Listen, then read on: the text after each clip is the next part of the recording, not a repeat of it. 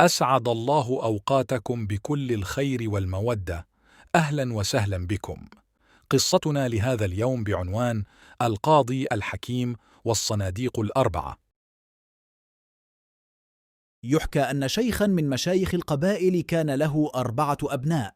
لما أحس بدنو أجله أمر أحد خدمه بإحضار 4 صناديق ذات أقفال، فقام الشيخ خفية بدون علم أحد ووضع بداخلها أشياء، ثم كتب على كل منها اسم واحد من أبنائه، وبعد ذلك جمعهم وقال: يا أبنائي، إن الدنيا فانية زائلة، وإنني قد قسمت بينكم قسمة عادلة، وقسمتي موجودة في هذا الصندوق، فلتفتحوه إذا أتى علي الموت، وليرضى كل واحد منكم بما قسمت له، وإن اختلفتم فيما بينكم فارجعوا إلى الحاكم الفلاني.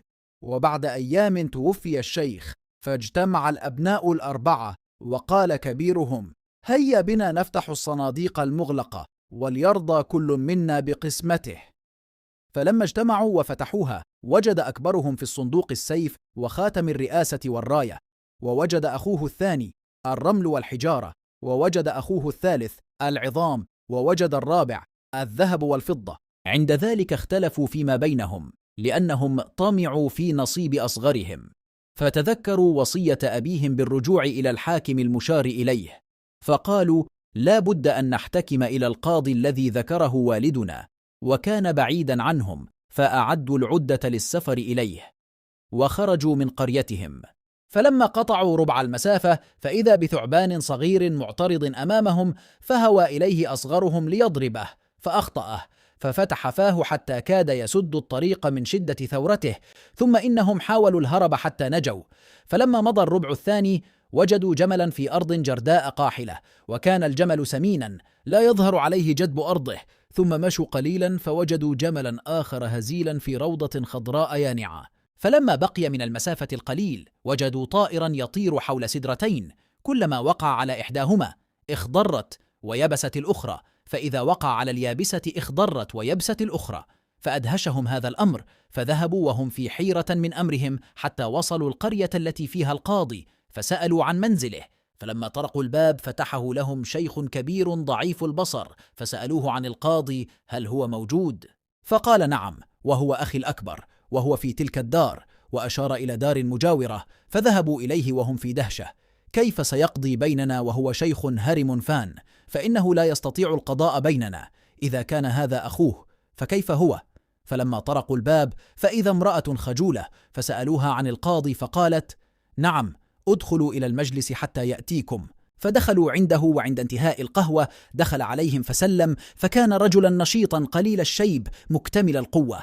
فلما أكرمهم قال كبيرهم: أيها الشيخ، جئناك لمسألة واحدة، لكنها في طريقنا إليك صارت 5 مسائل، فقد وجدنا 4 مسائل أدهشتنا وحيرتنا. فقال: هاتوا المسائل ال4 التي اعترضتكم في طريقكم، ثم أعرضوا علي مسألتكم التي جئتم من أجلها، عسى الله أن يوفقني وإياكم لحلها. قال كبيرهم: أما المسألة الأولى، عندما سرنا إليك وجدنا ثعبانا صغيرا، فلما هاجمه أحدنا فتح فاه، فكاد يسد الطريق علينا، لولا أننا تسللنا منه واستطعنا الهروب منه. قال القاضي: هذا يا أبناء الشر أوله صغير، يستطيع كل شخص مجانبته، فإذا دخلنا فيه كبر واستفحل. ثم قال: هاتوا يا أبناء الثانية. فقال المتكلم منهم: المسألة الثانية، إن لما سرنا وجدنا جملين، الأول منهما كان يرعى في روضة جرداء قاحلة وحالته سمينة، والثاني منهما يرعى في أرض خضراء وحالته هزيلة، فعجبنا من حالتيهما. قال القاضي: أما الجمل الأول، وهو الرجل القانع بما أعطاه الله ينتفع بما في يديه، فارتاح في دنياه. وأما الثاني، فهو الرجل كثير المال، عنده خيرات كثيرة من المال والولد، لا يشكر ربه على ما أعطاه، فلا ينتفع بشيء أبدا. ثم قال: هاتوا الثالثة. فقال المتكلم منهم: ثم لما سرنا فوجدنا طائرا عنده سدرتان، إذا وقع على أحدهما اخضرت والأخرى يبست، وهكذا. فقال القاضي: نعم يا أبنائي، ذاك الرجل المتزوج زوجتان، إذا ذهب إلى واحدة غضبت الأخرى، فإذا جاءها رضيت وغضبت الأخرى، وهكذا شأنه كله. ثم قال المتكلم منهما: والمسألة الرابعة: حينما دخلنا القرية سألنا عن منزلكم فأرشدونا لمنزل أخيك الأكبر، فوجدنا شيخا هرما، فلما سألناه عنكم قال: إنه قريب ولكن داره هناك، فلما جئنا إليكم ازداد عجبنا حيث رأيناك، ما شاء الله بصحة وعافية متعك الله بهما، فما سر صحتك مع أنك أكبر منه وهو أضعف منك بكثير؟ قال القاضي: أما ما وجدتموه من حال أخي الكبير فإنه يرجع إلى أن عنده امرأة سليطة اللسان بذيئة المنطق، فهي تسلخ منه كل يوم، عسى الله أن يفرج عنه ما هو فيه.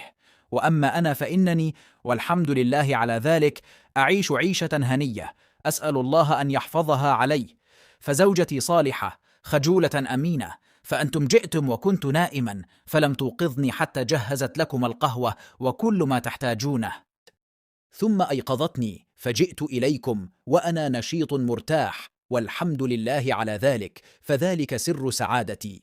قال المتكلم منهم: والخامسة وهي مسألتنا، فنحن أبناء شيخ قبيلتنا، وقالوا: لما توفي والدنا قسم حظوظنا من أمواله بيننا، وضعها في صناديق لا تفتح إلا بعد موته، فلما مات فتحناها فوجدنا في كل صندوق اسم كل واحد منا، وجدنا في الأول منها السيف وختم الرئاسة والراية، ووجدنا في الثاني الرمل والحجارة، ووجدنا في الثالث العظام، ووجدنا في الرابع الذهب والفضة، فاختلفنا عند ذلك، وكان أبي قد أوصانا أن نرجع إليك، فها نحن قد جئنا إليك لتحكم بيننا بما أراك الله، ونسأل الله أن يوفقك للعدل والإنصاف، ونحن مستعدون بتنفيذ ما حكمت به بيننا إن شاء الله تعالى.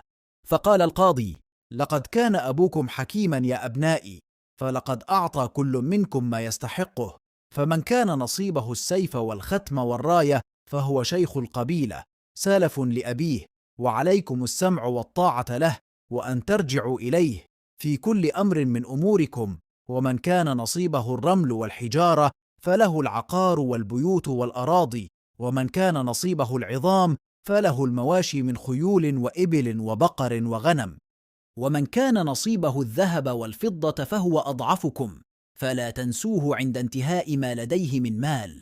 وأوصيكم يا أبنائي بالاتفاق وجمع الكلمة، وأسأل الله أن يحفظكم ويرعاكم.